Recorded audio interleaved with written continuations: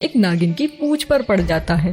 क्रोध में आकर नागिन उसे तुरंत डस लेती है, पर युवराज को इस बात का पता नहीं चल पाता। माँ, पता नहीं ऐसा क्यों लग रहा है कि मेरे पैर में कुछ चुभ गया हो। बेटा, ये जंगल है, यहाँ पर कांटे वाले पेड़ बहुत होते हैं। जब हम लकड़ियाँ काटने जाया करते थे तब हमारे पैरों में भी कांटे चुभ जाया करते थे। बस थोड़ी ही देर में हम तुम्हारे पिताजी के पास पहुँच जाएंगे। युवराज इस बात को अनदेखा कर आगे बढ़ जाते हैं और कुछ ही दूरी पर जाकर वह अचानक से जमीन पर गिर पड़ते हैं और उनके मुंह से झाग निकलने लगता है। बेटा बेटा, ये क्या हुआ वैभव? उठो, तुम्हारे पिताजी बरसों से तुम्हारी राह देख रहे हैं। बेटा, ये तुम्हारे मुंह से झाग कैसे निकल रहा है? उठो बेटा, अपनी माँ को ऐसे मत डराओ। हमें तुम्हारे पिताजी को दिया हुआ वचन पूरा करना है। हे ईश्वर, क्या ये ही तेरा न्याय है? 20 साल की तपस्या का फल तूने मुझे यही दिया। बेटा, तेरे कारण ही मैंने महल छोड़ा और तू ही मुझे छोड़कर चला गया। रानी युवराज को उठाने की बहुत कोशिश करती हैं, पर तब तक राजकुमार के प्राण निकल चुके थे। यह पूरा दृश्य एक पेड़ के पीछे छिपी नागिन देख रही होती है। हे भगवान, मैंने क्रोध में आकर अनजाने में युवराज को डस लिया। अब रानी जी अपना वचन पूरा कैसे करेंगी? मुझे अपने स्वामी को सब बताना होगा।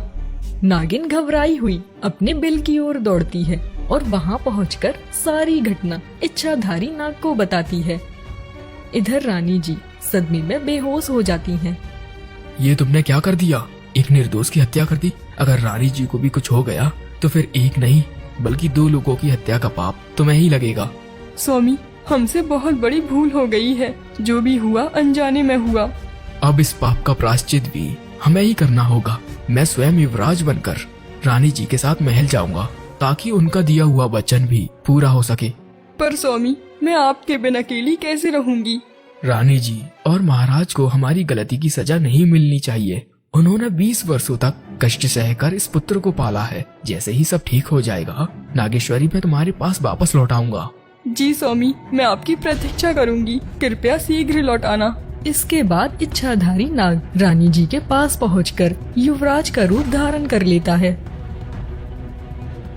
उठिए माँ, आपको क्या हो गया है? देखिए, मैं बिल्कुल ठीक हूँ।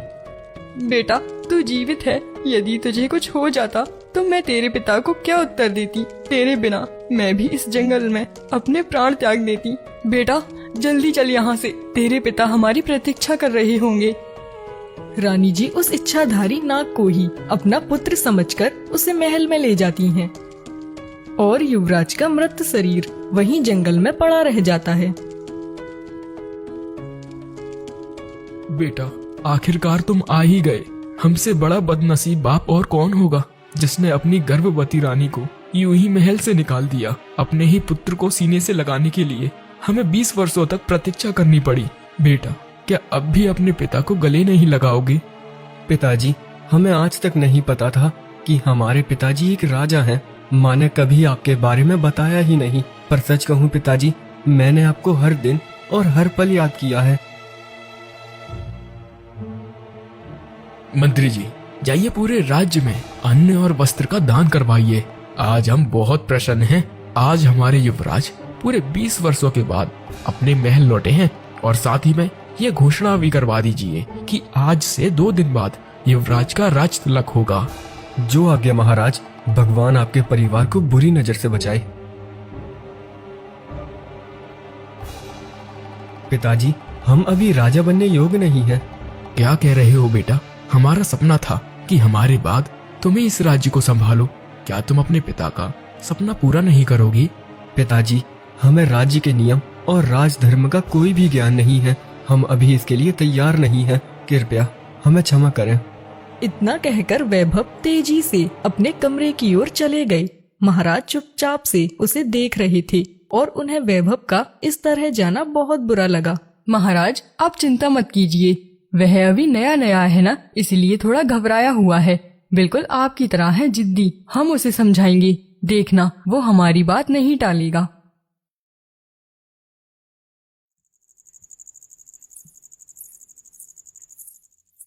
बेटा, तुम्हें पिताजी को ऐसे जवाब नहीं देना चाहिए था। सोचा है उन्हें कितना दुख हुआ होगा। सबके सामने उनका सिर शर्म से झुक गया। माँ, आप समझ क्यों नहीं रही हो? मैं राजा नहीं बन सकता। हमारी कुछ अपनी जिम्मेदारियां हैं, कुछ ऐसे सच जो मैं नहीं बता सकता। बेटा, आज नहीं तो कल तुम्हें ही राजा बनना है। क्या तुम उनके बुढ़ापे का सहारा नहीं बनोगे? माँ, शायद राजा बनने योग्य कोई और होगा, मैं नहीं। कैसी बहकी बहकी बातें कर रहे हो तुम? सुनो वैभव, तुम्हें अपने पिता की बात माननी होगी। यदि तुमने ऐसा नहीं किया तो तुम मेरा मरा हुआ मुंह देखोगे। माँ, ऐसा मत कहिए। महारानी जी गुस्से में वहाँ से चली गईं और नागेश अपना सच किसी को नहीं बता पाया। मजबूरी में उसे अपनी माँ की बात माननी पड़ी। अब नागेश को राजा बना दिया गया। एक दिन नागेश चुपके से नागेश्वरी से मिलने जंगल की ओर निकल पड़ा। स्वामी, आप आ गए। आपने आने में बहुत देर कर दी। नागेश्वरी, अब सब कुछ बदल गया है। अब मैं वहाँ का राजा बन गया हूँ और मुझे वापस जाना होगा। मैं बस तुम्हें यही बताने आया था। ये आप क्या कह रहे हैं? आपने तो कहा था आप कुछ ही दिनों में लौट आओगे। फिर आप वहाँ के राजा कैसे बन गए? देखिए स्वामी, मैं आपके बिन एक पल नहीं रह सकती। मैं मजबूर था नागेश्वरी। माँ की जिद और उनकी कसम के आगे आखिर मुझे झुकना ही पड़ा। क्या मैं उन्हें ऐसे ही मरने देता? मैं ये सब नहीं जानती, पर याद रखिए, यदि आप मेरे पास नहीं लौटे तो मैं अपना जीवन समाप्त कर दूंगी। नहीं नागेश्वरी, ऐसा मत कहो। मैं वादा करता हूँ, मैं जल्दी ही तुम्हारे पास लौट आऊंगा। नागेश उदास मन से महल की ओर चल पड़ा। उसके जाते ही नागिन बिल्कुल अकेली रह गई। अब उसके पास ना कोई साथी था और ना ही बात करने वाला कोई दोस्त।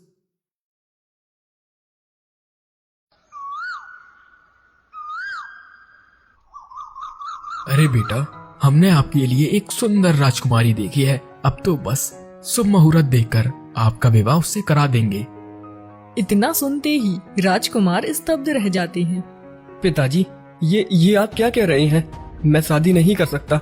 मैं आपकी हर बात मान सकता हूँ, लेकिन ये नहीं। बेटा, हमने राजकुमारी जी के पिता को वचन दिया है कि हमारे पुत्र का विवाह आप ही की बेटी से होगा। बेटा, अब आपको शादी करनी ही होगी। पिताजी, आप नहीं जानते, यदि मैंने विवाह किया तो अनर्थ हो जाएगा। मैं आपके आगे हाथ जोड़ता हूँ, चाहे तो मेरे प्राण ले लीजिए, पर विवाह के लिए जिद न करिए। बेटा, तुम हमारी तरह ही जिद्दी हो तो हम भी कम नहीं। जब तक तुम शादी के लिए हाँ नहीं कहोगे, हम जल अन्न सब त्याग देंगे, भले ही हम मर ही क्यों न जाए। यही हमारी जिद है। इतना कहकर महाराज गुस्से में अपने कमरे में चले गए और दरवाजा बंद कर लिया। उन्होंने सबसे बात करना भी बंद कर दिया। 2 दिन बीत गए, पर महाराज ने ना कुछ खाया और ना ही पानी पिया। भूख और प्यास की वजह से उनकी तबीयत बिगड़ने लगी। महाराज की हालत बहुत नाजुक है। यदि आज शाम तक इन्होंने कुछ नहीं खाया तो इनकी मौत निश्चित है। वैभव, देख अपने पिता की हालत। अपनी जिद छोड़ दे बेटा, उनके प्राण बचा ले। वैभव अपने पिता की ऐसी हालत नहीं देख सका और उसका मन पिघल गया। पिताजी, बस कीजिए, आप कुछ खा लीजिए। मैं तैयार हूँ। जहाँ आप कहोगे मैं वहाँ विवाह कर लूंगा। मैं आपको इस हालत में नहीं देख सकता।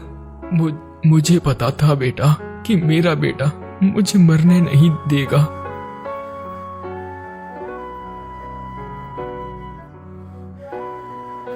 नागेश की शादी हो जाती है। समय बीतता है और वह अपनी पत्नी नागेश्वरी को भूलकर अब राजकुमारी के साथ सुखी जीवन जीने लगता है। और कुछ सालों बाद ही युवराज के एक पुत्र का जन्म होता है। सुना है महाराज का पुत्र बहुत सुंदर है और पूरे राज्य में खुशियां मनाई जा रही हैं।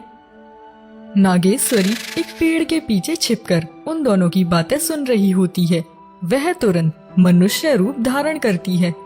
कौन महाराज? किसकी संतान की बात कर रही हो? अरे, तुम्हें नहीं पता, राजा वैभव की पहली संतान हुई है। बड़ा ही मनमोहक बालक है। नहीं नहीं, मेरे स्वामी ऐसा नहीं कर सकते। जरूर कोई धोखा हुआ है। उनकी पत्नी तो मैं हूँ। वो किसी और से शादी कैसे कर सकते हैं?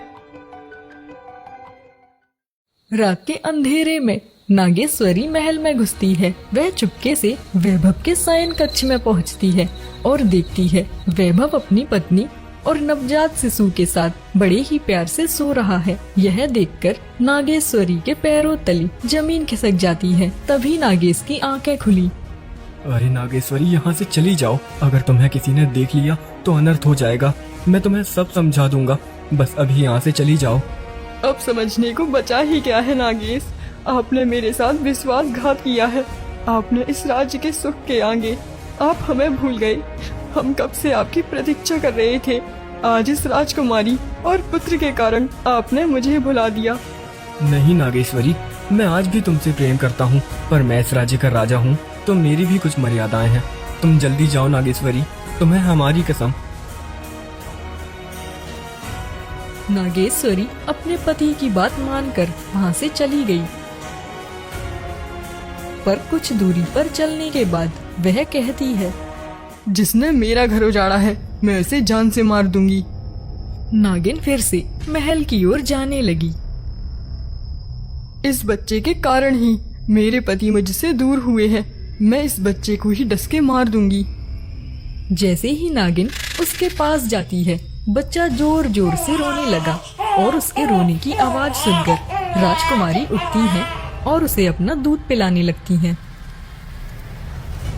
नहीं, मैं इस मासूम को नहीं मार सकती। इसने मेरा क्या बिगाड़ा है। और राजकुमारी को भी नहीं मार सकती। अगर उन्हें मार दिया तो इस बच्चे का ख्याल कौन रखेगा। नहीं नहीं, ये पाप मुझसे नहीं होगा।